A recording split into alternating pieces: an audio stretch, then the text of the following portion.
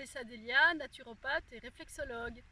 Aujourd'hui, je vous propose de cuisiner du pissenlit.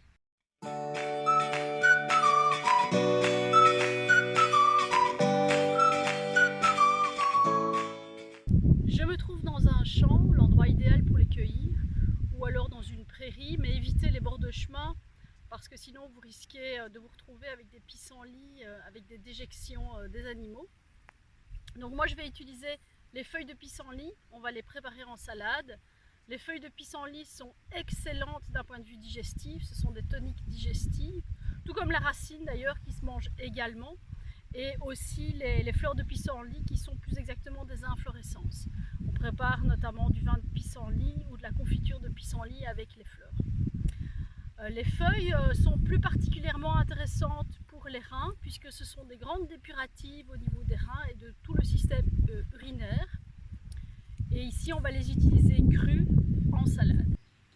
Je suis rentrée chez moi de ma cueillette au pissenlit et j'ai d'abord nettoyé mes pissenlits à grandes eaux 3 fois. La première fois je les ai nettoyés avec du bicarbonate de soude et les 2 fois suivantes avec du vinaigre blanc.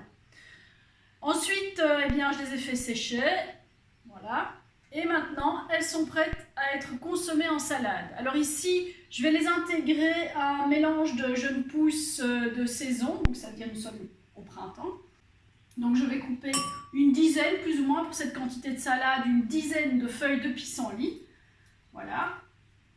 Ah, je vous rappelle peut-être, vous n'avez pas bien vu les feuilles de pissenlit quand j'ai fait la récolte, donc vous voyez, ça ressemble à ça. Ce sont des feuilles qu'on ne peut pas confondre avec d'autres. Ce sont des feuilles qui sont très dentelées, qui ressemblent d'ailleurs à des petites dents.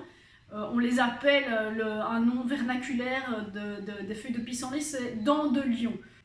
Et donc je les coupe. Voilà, une dizaine.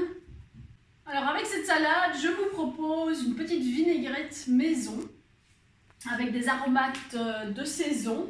Donc ici, je vais utiliser de la ciboulette fraîche, voilà. Ensuite, des échalotes, voilà, j'en ai mis 2,5, une grosse gousse d'ail, voilà.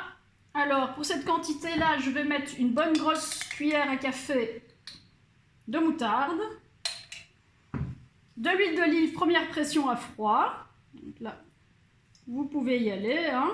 Il en faut une certaine quantité. Voilà.